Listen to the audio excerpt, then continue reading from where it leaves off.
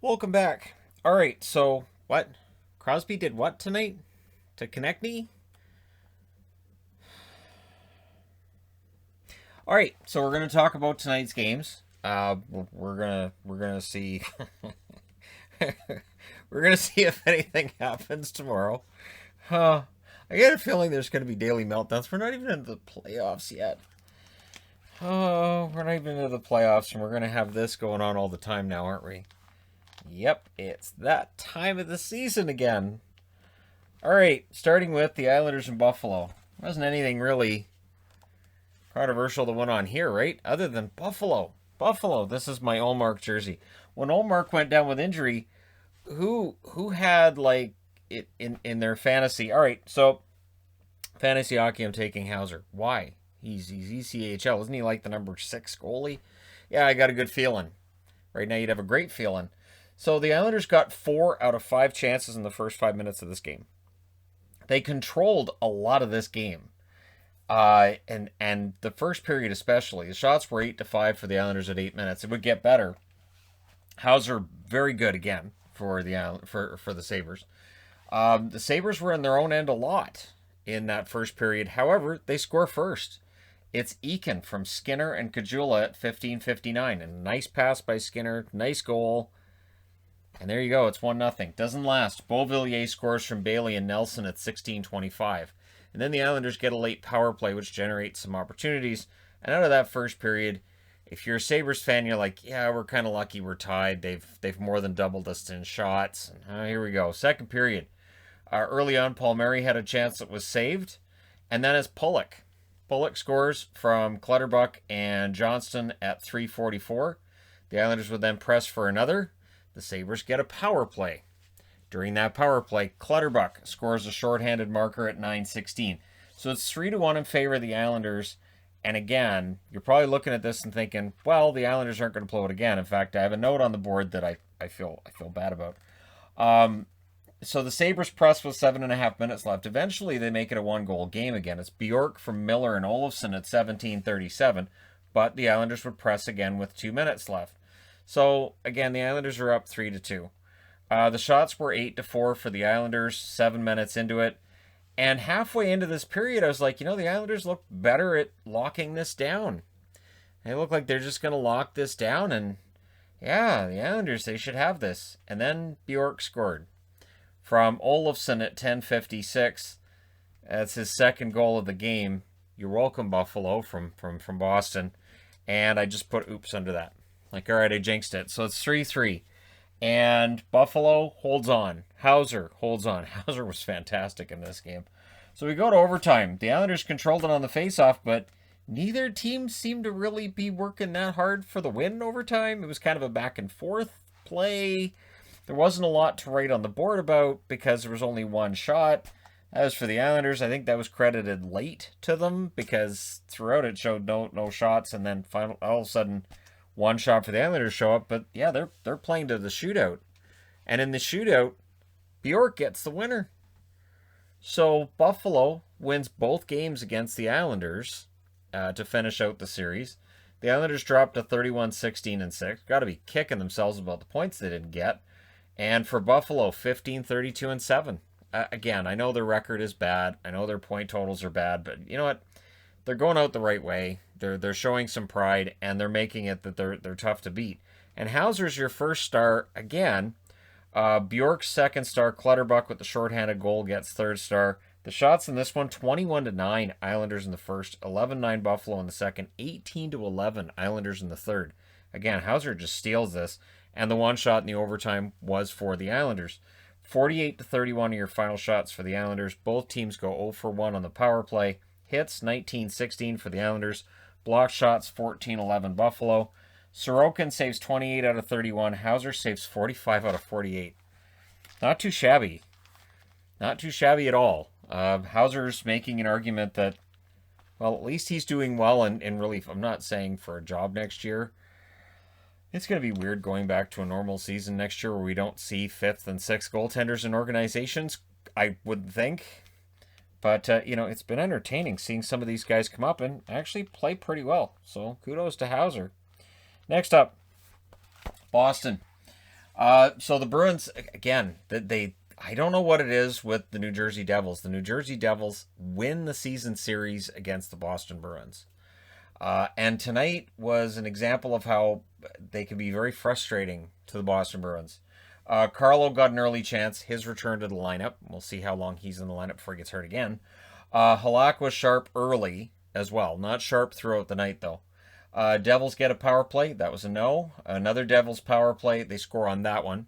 It's Zacha from Hughes and Hischier at 8:42. And my lord, they reviewed that for a while to decide whether it was 5-on-3 or a 5-on-4 goal, because the 5-on-3 had just started, but there was only 3 seconds in it. And it was going to be a 5-on-4 again. So they review it, and they review it, and they review it. And I kept going to other games and coming back to it, and I'm like, seriously, they're still reviewing it. So they decide, yeah, the penalty had expired, and so it's a 5-on-4 goal. So, yeah, Marchand then had a chance that was stopped. The Bruins get a power play. That was a no.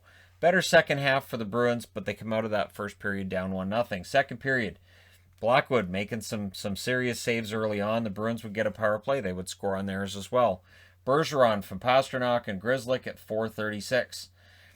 And then Pasta goes to the box, and every single time Pastrnak goes to the box, all I can think of is Duncan and his cold brew. And it's fantastic marketing. It works, because every time he's in the box, I'm like, where's his cold brew? He should. This is where the marketing comes in. There should be somebody who has a cold brew just in case he goes to the penalty box. It didn't, and it hurts my heart when it doesn't happen. So Blackwood was keeping this tied. Marchand, dangerous, shorthanded. Almost with the breakaway, and then he landed in the boards pretty hard. So Blackwood keeping it tied until Hall scores from Grzelcyk and Krejci at 14:02. And it deflected in off Hall, and it's challenged for goalie interference. And I'm going to say straight out, people know I cheered for the Bruins. I thought that was 50-50. Watching that over and over again, I was like, if they take that off the board, I get it. If they allow it, I get that too. I'm glad I don't have to make that call. So they decide it's a good goal, so that gives the Bruins a power play. There was a post for Bergeron. That power play was killed off. And then Pastrnak with the near miss in the final minute. So Boston's up 2-1 after 2, right? So they should be able to bring this home. Third period, shots were 3-0 Bruins 4.5 minutes in. Devils were pressing. Bruins with some shot blocks there. Smith had a break, missed wide. That's Craig Smith. Ty Smith didn't play tonight. Boquist then scores from Severson and Studenic at 9 minutes and 10 seconds to tie it. It doesn't stay tied. Corrali scores from Pastrnak at 10:42. But the Devils, they're not going away tonight. The Devils against Boston, it's a good matchup for New Jersey. And Sharon Govich scores from Severson and Ball at 12:42. That's Kevin Ball's second assist in the NHL. Not too shabby. Bergeron then had a shot that goes through and trickles wide. Hughes nearly got one. And in the last minute, it was the Devils that were pressing. So the Devils got more dangerous as this game goes along. We go to overtime. Halak robs Jesper Bratt. Devils then get a power play, or they would have. During the delayed penalty, they score. They ragged that puck around for, it felt like, over a minute. Zacha scores from Hughes and Butcher at 2:42. And then Halak loses it. Breaks his stick against the post. Ends up throwing it. I think he threw it over the glass. I know he tossed it. And yeah, 4-3 is the final score for New Jersey in overtime. New Jersey goes to 18-28-7. Boston 31-14-7. They're still just 1 point ahead of the Islanders, so they lose out on their opportunity to go 2 points ahead. 3 stars in this one. All New Jersey. They had the comeback. I don't blame them for picking just Devils. Zacha, Sharon Govich, and Hughes. Shots favored Boston throughout until the overtime. 15-9 in the first, 12-4 in the second, 9-6 in the third. In the overtime, New Jersey with both shots, including the winner. Final shots, 36-21 Boston. Boston 1 for 3 on the power play. New Jersey 1 for 4. Hits, 26-18 for Boston. Block shots, 11-10 New Jersey. Halak, 17 saves on 21 shots. And Blackwood, 33 saves on 36 shots. So yeah, New Jersey with a big win. And I say a big win not because it affects any of their chances or anything. This is just for pride. And it's nice to see a team playing for pride get a win like that. So there you go. Next up, Pittsburgh. So I said this morning in the preview I really expected a bounce back from Pittsburgh. We get that. kind of an ugly game. And I say that because the Crosby thing with Konechny, yeah. So I get why people are upset, and I get why people are upset as well with what Ghost did in this game. These teams are done with each other. I think there's two things going on with hockey players right now. We have teams playing each other 8 times, so you get kind of sick of the same guys, and it's more likely they're going to get under your skin and cause incidents to take place. And then there's the fact too that players are really exhausted. That started to become more of a storyline, and I think it causes more likelihood of you kind of losing your temper, not making excuses at all. I'm just trying to figure out why we're getting so many things at the same time. So to me, it's one of those two things.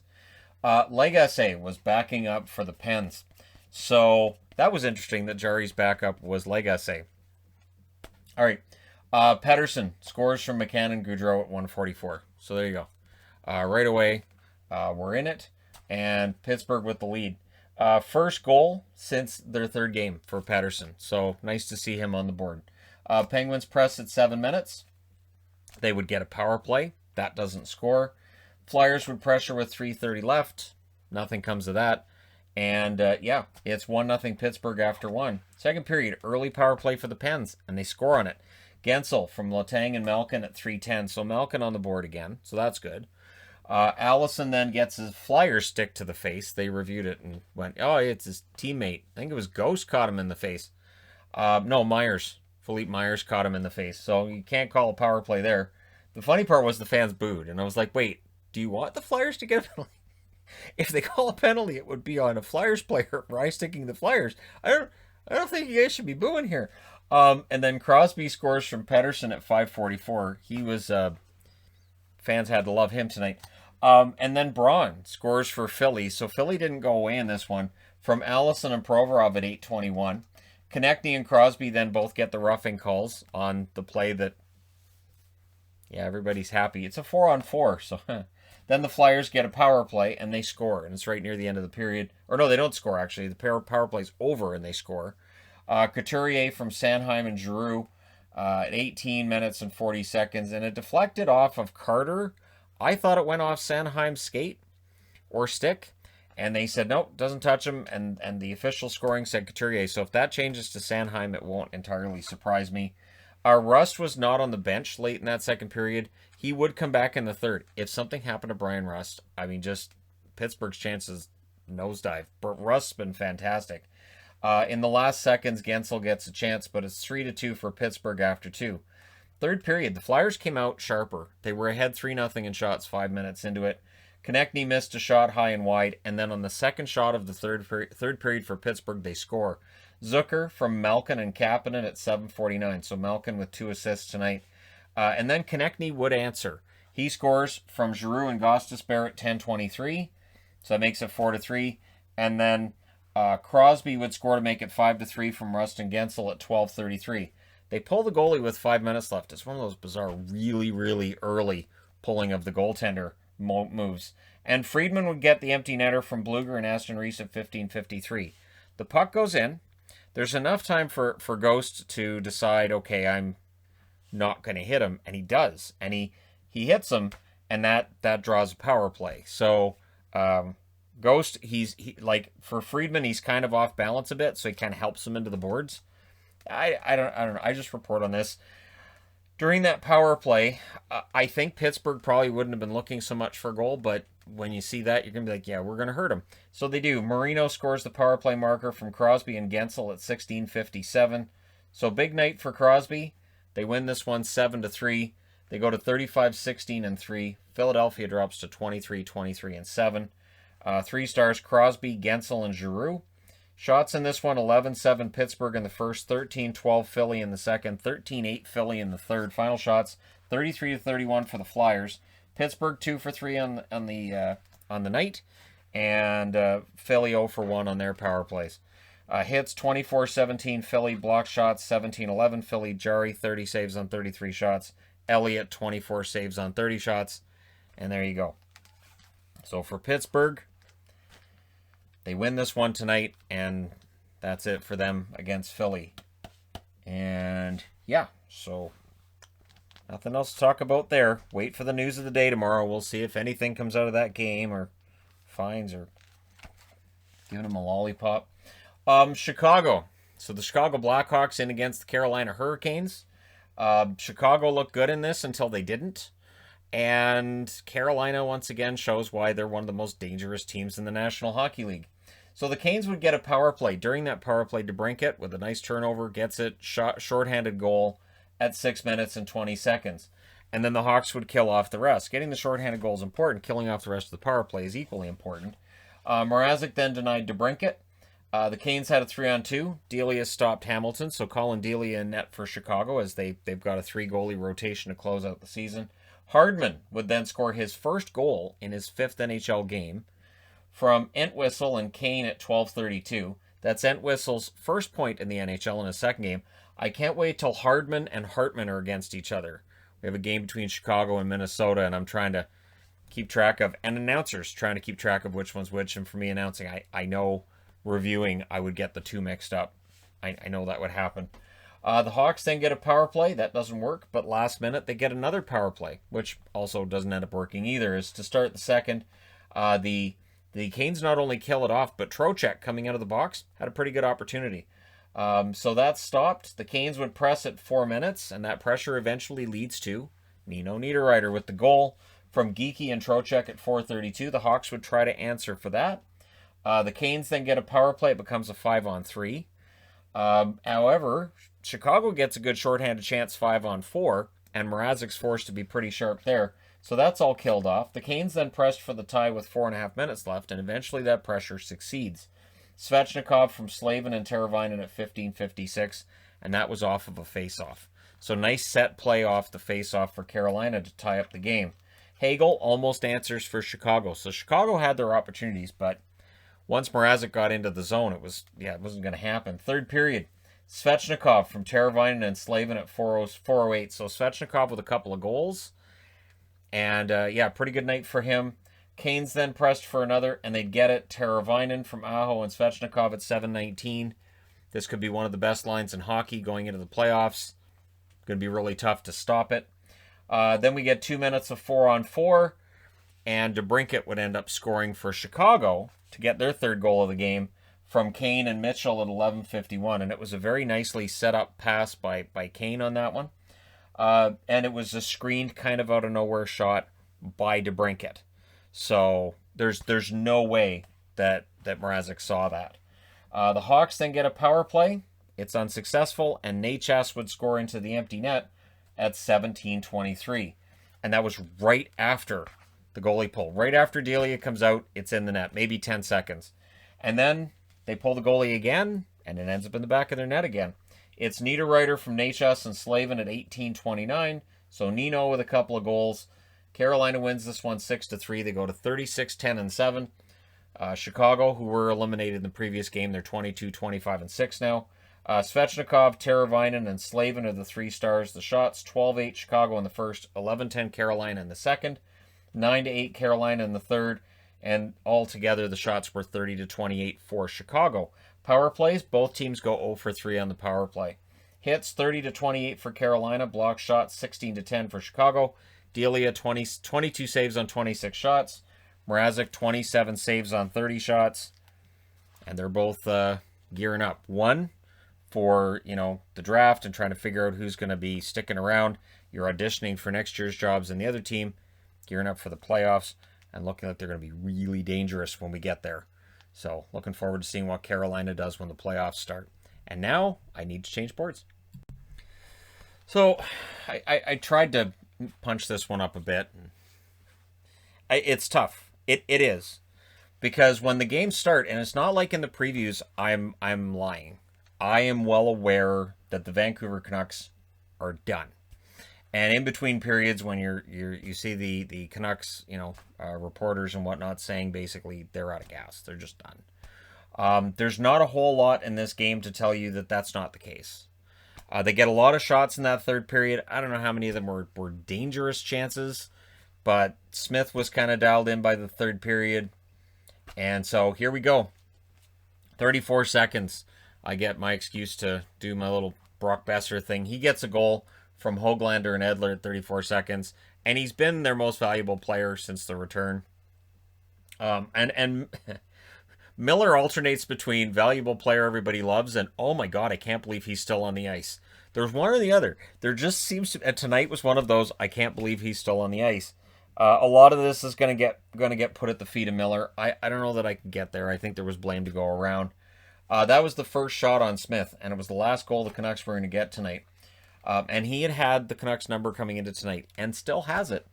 The Oilers then press. Their first shot was at 4 minutes. Demko makes the save there. Hughes would hit the side of the net as the fourth line pressed. I have to say the guys that are auditioning for the Canucks, some of the bottom six guys I've been impressed with. I can definitely, once the season's over, for the teams that miss the playoffs, I do kind of like a coroner's report on the season and where things go wrong, and I'll definitely take a look at the Canucks roster and who I think should stick around and who shouldn't. It doesn't necessarily mean they will or they won't, but there's some good in that, but not. It's tough because this schedule's been so brutal. Shots were only 1-1, 7 minutes into this. Horvat fires one high. The Oilers had a 4-on-2. Demko made the save on that. Shots were 3-2 for the Canucks with 9 minutes left. It was a low opportunity first period, but a lot of open play, not a lot of whistles, a lot of skating out there. Post for Chason. The Oilers get to pressing, get to pressing in the game, not depressing. And good period for Höglander. Höglander gaining a lot of rave reviews throughout the season from Vancouver fans. Ennis then tried for the lacrosse goal. Hey, that's Höglander's going to get one at some point. Not for you, Tyler Ennis, not for you. 6.5 minutes approximately without a whistle in this game in the first period. Rathbone getting some decent ice time. He was paired with Myers. There was some disconnect between the two tonight. I think Rathbone's earned the right to get a look in more games again as we go down the stretch here. Last minute, there were chances for the Oilers. Demko made some saves, but we go to the second period. Demko stops a Draisaitl chance. McDavid fails to bury one. Oilers with chances. Demko making some saves. Rathbone hits the side of the net. The Oilers had a 2-on-1. Draisaitl fanned on it. Otherwise, that's back to the net. Demko stopped a good chance for Yamamoto. The Canucks press back, but the puck ends up coming out before they get some really good opportunities out of that. And I was just waiting on 4 points for McDavid. Everybody was. Where's his 4 points? He's got to get 4 points, right? And I was expecting it. So it was a choppy first half of the period. Less flow than the first. I think there was more whistles as well. Höglander had a shot that was blocked. And then John Shorthouse quotes Taylor Swift. And I was like, that's interesting. Quoting Taylor Swift. I haven't in videos. I need to start quoting bands I like. I don't know how I'm going to casually throw Rammstein into review videos since it's in German. So I don't know how I'm going to, and most of their songs would be considered inappropriate to discuss during hockey games or in life. So I don't know how that's going to work. Even the ones with a sweet title and this really nice beat, if, somebody, oh, I like that song. Is that a pretty song? That's about murder. So yeah, there's a few. That seems like a really nice song. Yeah, it's not. It really isn't. So it's not quite the same as the Taylor Swift thing, right? The Oilers press with 7.5 minutes left. Yamamoto nearly scores. Demko stops a nurse opportunity. Can't stop them all. Miller with a turnover. Draisaitl buries it from McDavid at 14:29. So yeah, Miller's right on the board. It's his turnover. The Canucks then get a power play. Last 10 seconds. Tanner Pearson takes a penalty and goes to the box. Might have been a good power play. We'll never know. There was then 1:29 of 4-on-3 because Miller is guilty of a high stick and goes to the box. So, yeah. So the power play marker happens. It's Draisaitl from McDavid and Barrie at 17:29. So for McDavid, that's 93 points now. And then they end up with a 5-on-4 for like 30 seconds. And during that, they score Bouchard from Nurse and Cahoon at 19:13. So that's 3 goals in less than 5 minutes, and that's the ball game. That's essentially where this has been happening with the Canucks. Bunches of goals altogether, and just the body language. You watch these games, the body language from the Canucks is just they just look like they're defeated, and it's only the second period, and they're just skating around like, we're done. So third period. Early Pearson shot was saved. The Canucks get a power play. Smith stopped a good chance for Besser. Horvat tips one wide. Smith stopped a shot from Höglander. So the Oilers kill it off, but the Canucks did have 4 shots during that power play. They had opportunities there. And then there was too many Canucks on the ice, so the 2-for-2 Oilers go back to the power play. Draisaitl really wanted the hat trick. Nugent Hopkins had a chance. It was stopped. It was killed off, but the Oilers kept pressing after that. They were relentless at that stage of the period. And then with 11:54 left, Larson takes his second penalty of the third period, playing some rough hockey there. It ends up being a 5-on-3.5 for a bit. Archibald loses his stick, and Smith didn't have his either. There was a broken stick, so Archibald had to hand his off. I think he had to give it to one of the defensemen. So Smith also had lost his at the point, but the Oilers cleared it, allowing Smith to get his stick back and everybody else to get theirs as well. So that's all killed off. And then second half of the third period, Nurse scores from Archibald and Chason at 14:53. So for Nurse, I think that's goal number 16. He's second to Jacob Chychrun in goals by defensemen this year. Looking pretty good. And that does it. The Vancouver Canucks lose 4-1. The Oilers go to 32-17-2. The Canucks drop to 19-25-3. It is look out below.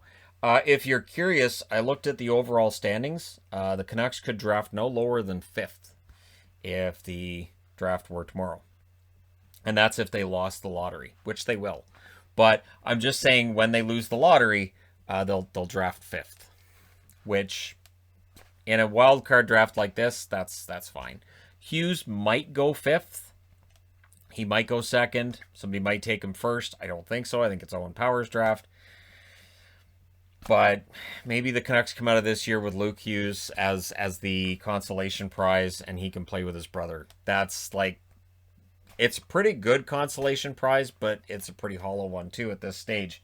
The shots in this one favored Edmonton through the first 2 periods, 7-6 in the first, 14-6 in the second. In the third, Vancouver did outshoot them 17-6. Final shots, 29-27 for Vancouver. Power plays, 2-for-3 for Edmonton. 0-for-4 for Vancouver. Hits, 15-14 Edmonton. Block shots, 16-14 Vancouver. Smith saves 28 out of 29 shots. Demko, 23 out of 27. I don't have the 3 stars on the board because I started this video before they'd actually been put up.